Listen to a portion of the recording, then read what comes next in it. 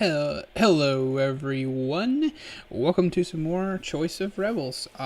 Last time we kind of have been setting up our rebellion. It's kind of farther into the rebellion now. There's been some time passage. It's now winter because it was autumn when we started it. It's winter now. Our camp is larger because we have some bandits in there now. Breeden is our right-hand woman, but people are sick and they're not eating well. So I think we're going to have some plans for that. So let's get into it. And thank you for watching. Be sure to leave a comment. Tell me what brought you here. And tell me if you're enjoying yourself. Old Joanna Orchard is less gaunt than the others, but she still struggles to sit up as you approach. So where we are now, we're in the sick tent. We just spoke to Radmar and Alice, the young girl.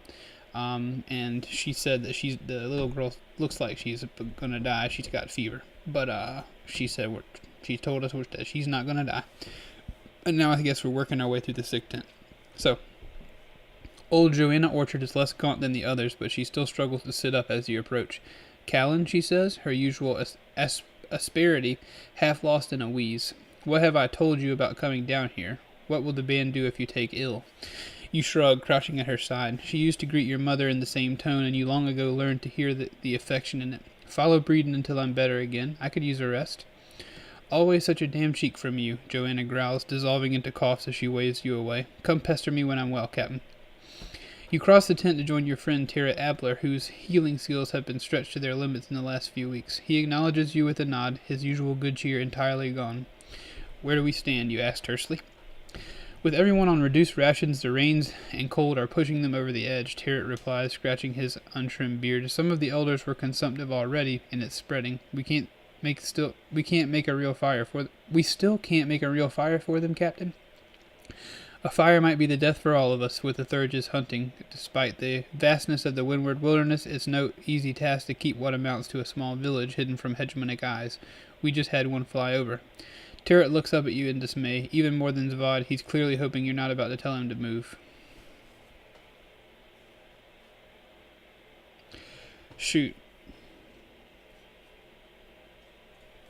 I don't want to split up the camp.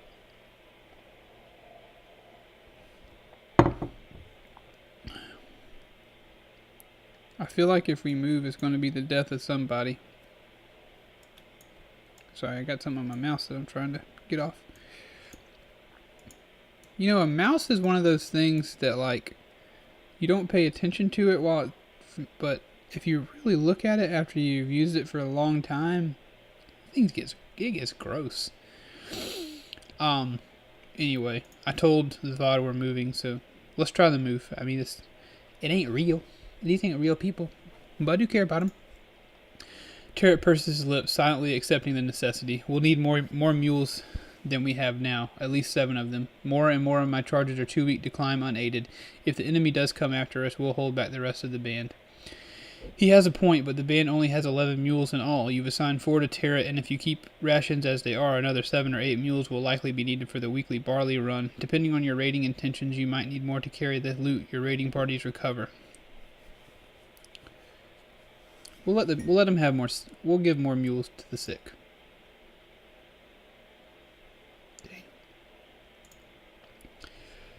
At the moment of the band's 11 mules, 4 are reserved for the sick. You change that to a total of... We'll give them... What do you think? You think 6? You can't tell me what you think, can you? 2 more mules. We have 11. We'll give them 2 more. Thank angels, that's a much-needed help. Terret manages a fleeting smile. Then we'll go as fast as we may, but if we can't make a fire, we'll need more food and thicker blankets. These folk won't last long on subsistence rations. And as long as the rest are on reduced rations, we'll see more and more ending up here. When you left Rim Square, you had assumed that hunting down any traitors in your midst while avoiding vengeful Thurges and Elasters would be your greatest challenge. Instead, your fundamental problem is keeping everyone from starving or freezing. Before your arrival, the windward bandits had been steadily failing at this task. While the lonely outlaws were elated when your fellow rebels showed up, the influx of 280 people, including nearly 190 helot children, has made matters much worse. With the winter rains blowing in and your food stores all but exhausted, you'll soon be eating bark and huddling 10 souls to a blanket. It doesn't help that I've been trying to avoid robbery and brigandage. It doesn't help that I've been trying to steal only from the institutions of the hegemony. I'd be happy to rob the rich and powerful, but it's rather more difficult than I'd guessed.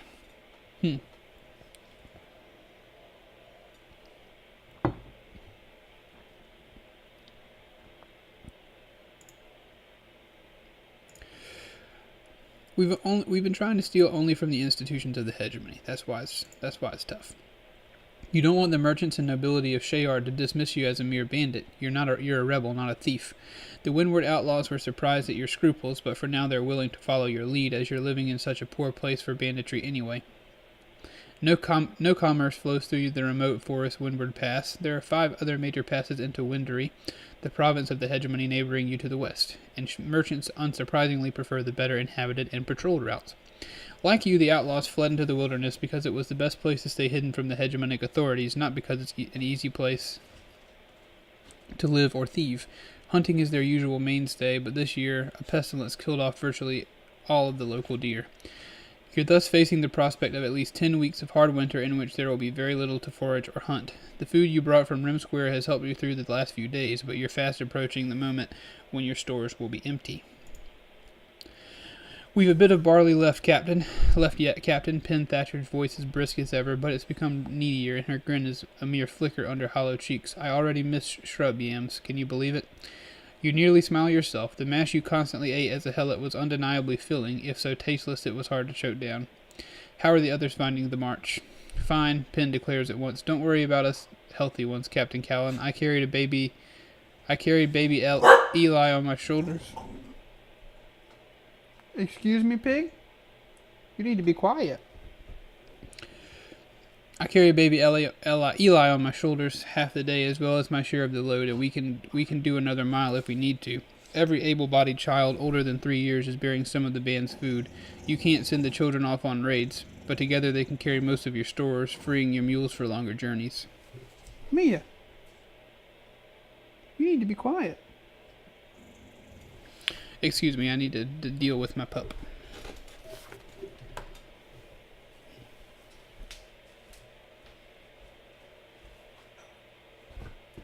What do you want?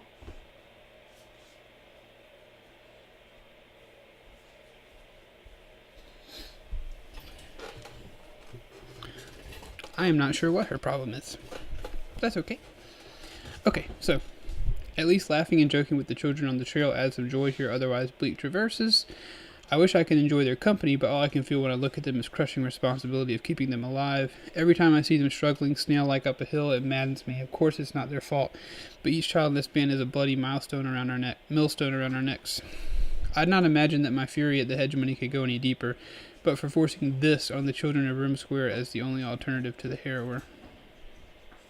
I can't seem to muster any emotion at all, not for this.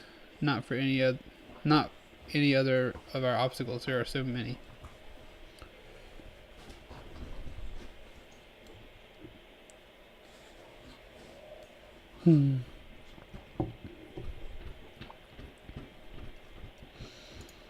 Yeah, I mean, we joked with Alice, so maybe laughing and joking with the children on the trail adds some joy to our bleak traverses. We gotta still keep some joy. We gotta still be happy.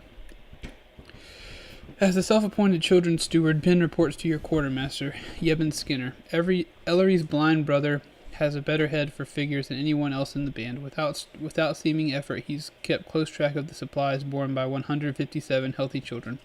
You turn to him now. I'm sorry, but we are going to need to do another mile or two. A third, Svod's been and told us, Yeben says without emotion. The words have gone out to load up again. You nod soberly. How much are we carrying? Altogether, we've 10 bushels left, Captain. Today we'll finish the last dried venison, and the bandits laid in before the deer pest. On current rations, I'm afraid we need 39 bushels of barley a week. Yeben runs his fingernails along his scalp, brings out a louse, and deftly crushes it.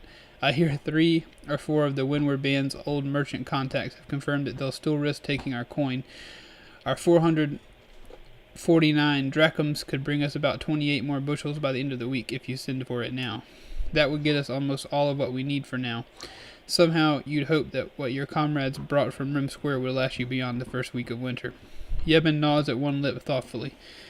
Bows and staves won't trade for much, but I hear a few of the bandits have swords and maces. If the fences would take those, it might bring us closer to what we need. So we'll begin with the rebellion by disarming ourselves. Danos, you struggle against an almost overwhelming urge to go and hit something, and would 39 bushels even be enough? At the moment, the sick and children are on a bare subsistence diet, the kind you used to live on back in Rim Square. Healthy adults are getting by with even less, a three-quarter ration. Thinking back to Tara in the sick tent, you wonder how many more will end up sick or dead on such sparse fare.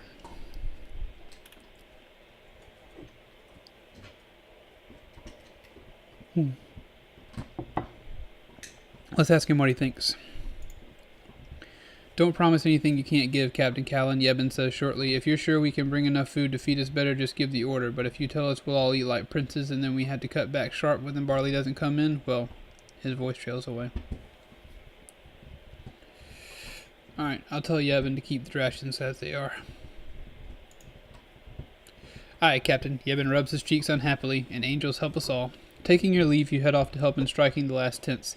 Even in this drizzle, it should be an hour and a half before it's too dark to see. By then, you can be recamped at some distance away from here, out of third range. In the morning, the hard choices will begin. Your head is a spin with numbers, rations, mules, arms, children, and sick followers. Keeping them all in the right balance for survival week by week will be a brutal task. It's Breeden's job to handle the details. I only want to be involved in the strategic decisions and major raids. No, I want to be the one bringing us through the winter, even if it does mean wrangling a dozen different numbers.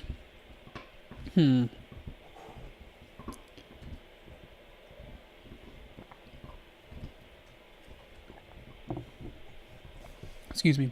See, I don't know if Breeden is equipped to handle the hard decisions, so let's handle the numbers. You'll ultimately be the one your outlaws blame or think. Best for you to be the one making all the decisions. That night, you drowse off to the chatter of branches in the wind and dream of thin, leafless trees closing about you like hair or blades. Week 1. Dawn finds you and Breeden in the cluster of outlaws, organizing the first barley run. The early morning mist seeps through your cloak and kirtle, chilling you to the marrow. Like most of your bandits, you're chewing on a bitter strip of whip bark, which is supposed to reduce hunger. So far, all it's done is make your jaws ache. Seals here will run ahead to meet Castellan quietly and let him know how much we're buying, Zvad says in a low voice, nodding to a lean young hunter. By the time the mules arrive, Castellan should have delivered the sacks to one of our drop points. Our mules won't need to leave the woods. Should I tell him to expect us again next week? Seals asks, clearly nervous but trying to sound as matter-of-fact as if he were just paying a market day visit to Rim Square. Tell him we'll be buying every week or so from someone. Might be him, might be someone else. Don't want to get too predictable. Breeden manages a faint grin. Zavad shakes his head. Used to be we'd only need to buy grain from a fence every 2 or 3 months. 3 deer a week wasn't enough to feed the lot of us. Most of us have forgotten what it is to live on bread. As long as we live on something, unable to bear it any longer, you spit out the wad of bark. Will our merchants be able to supply us weekly? Talked about it with Yevon. We reckon they deal in enough grain that they could keep a small village fed without drawing notice. Zavad sighs. The hard part will be us bringing in enough to pay them weekly. The band has around 10 bushels of grain in stock. You'll need to get that up to 39 bushels before the end of the week if everyone's to eat at the rations you've set. You reach at the small sack of coin that you're about to hand the muleteers. Your total wealth is 449 silver drachms. As Yevon told you, that's enough wealth to buy 28 bushels. So we need 11 more.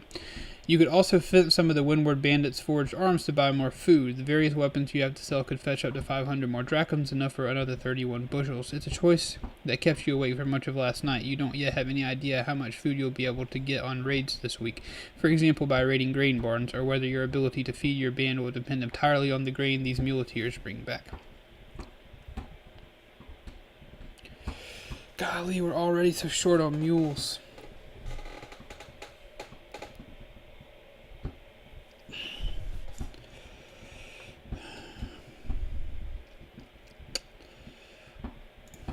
I think it's early.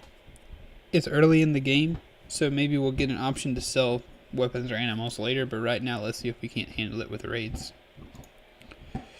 That leaves you still able to buy roughly 28 bushels of barley. How many bushels do you actually want to buy from the fences this week? Let's do the 28. Well, we don't have any more money.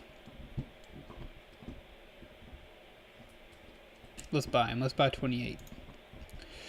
Carrying back 28 bushels will require all of your 5 free pack animals and 8 outlaws. They trudge off into the trees. You just hope you'll see them again by Pyre Day. When they've all disappeared, you turn to Breeden and Zavad. Now to figure out how we bring in enough to buy next week's barley. You've got 124 healthy adult bandits to commit this week, assuming your grain run makes it back. They'll still need to bring in a bit less than a bushel of barley or the equivalent in other food if you're to meet the rations you set for the band. Tarrant reminds you that the 33 followers in his care need at least 7 or 8 mules if they're to move quickly in a crisis. Before all else, Captain, we need to bring in enough food for the week's rations. Actual food, not just silver or loot. Breeden stares across the woods in the direction of the rim. There are barns out there. Or if we raided one of the market towns, it would take more planning, but they'd have plenty of grain there as well as silver. She shrugs. Raid the winter grain barns in the lowland farm country. Acquire more mules. Scout for opportunities to raid the institutions of the Hegemony. Work with the local merchants to smuggle goods over the Windward Pass. Try to get sympathetic helots to give us money or food. Hunt for game other than deer. I want to make a change to standing order.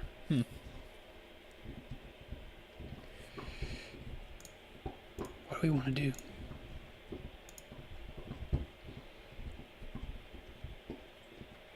Alright, I know we don't want to steal from these people, but I feel like we need to get people fed now. Let's raid the winter barns. We need to get people fed. Let's raid those barns to get them food. Most folk across the Shayard Rim have some barley stored away for the winter. The biggest stocks are generally held by grand estate holders, with their own grain supply in a personal barn and their helot supply in a larger, shoddier building. But your determination to raid only the forces of the Karagon Hegemony prevents you from stealing from the noble houses, let alone the helotry or yeoman farms. That leaves you to consider the tithe barns of the ecclesiasts.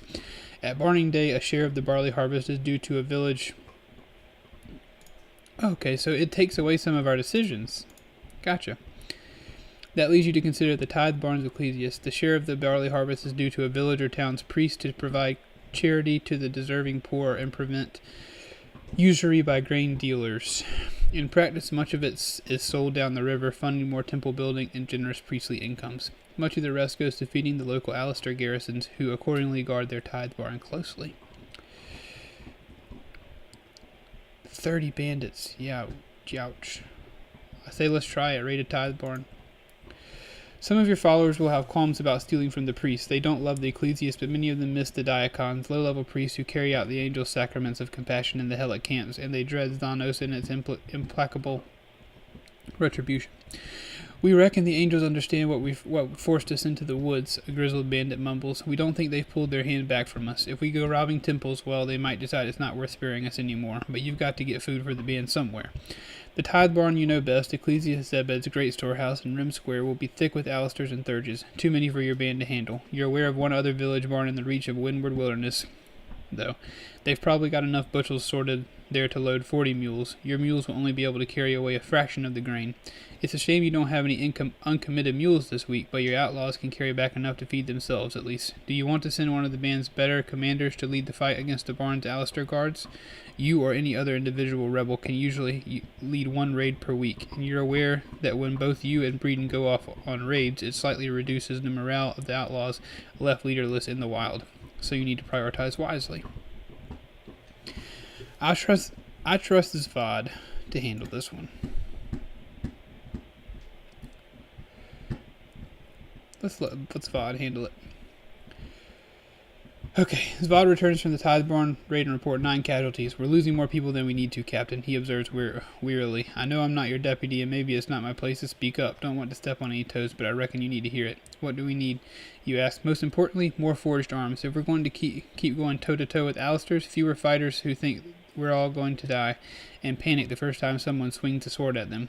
That would do for a start.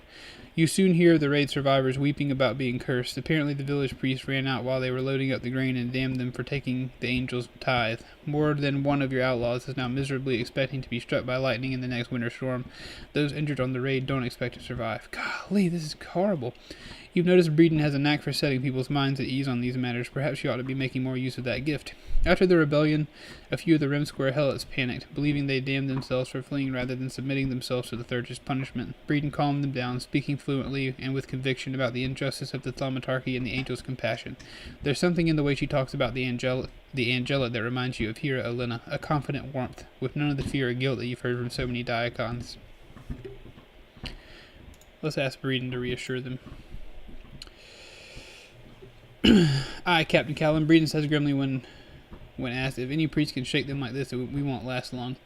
She is always warmly persuasive, sitting down with the raid survivors and doing her best to convince them that the angels are on your side. That far from condemning you, they welcome your taking the tithe grain. The terror almost visibly drains out of them as they listen to Breeden speak. But only until the first person injured on the tithe barn raid dies. Then the frightened murmurs race through your band like wildfire. Ah, angels were damned. The priest said we'll die, and look, it's starting. Nothing you can say seems to ease the panic. At the end of the day, though, you reckon it was worthwhile for a raid that brought back 15 bushels of grain, as well as 6 forged weapons from fallen Alistairs. For the first time, your Rim Square rebels have weapons of forged steel, not just clubs, knives, and sharpened staves. If you can just get them the proper training, they might actually stand up to any armored phalangite swordsman. Even without the training, you see a new glint in their eyes, a self-belief that wasn't there before. Do you want to send scouts out to look for another tithe barn to raid? Svad suggests that if you send out 10 outlaws, you might identify another target within a week or two.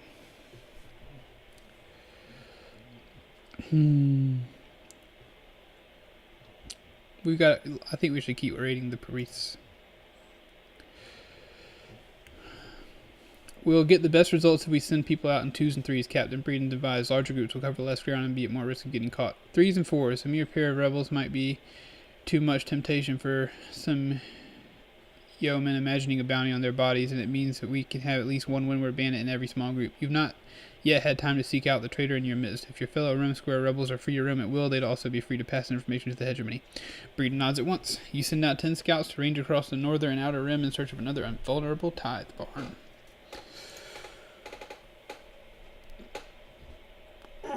Man, this game is actually, or game, book, whatever it is kind of tough. These decisions are tough ones. But I appreciate you watching this video. I hope you are enjoying yourself. And if you are, please be sure to like, comment, and subscribe. Tell me how you're doing. You doing all right? How's Aunt Becky? Aunt Becky doing well?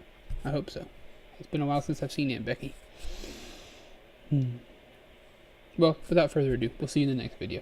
I love you very much. Bye.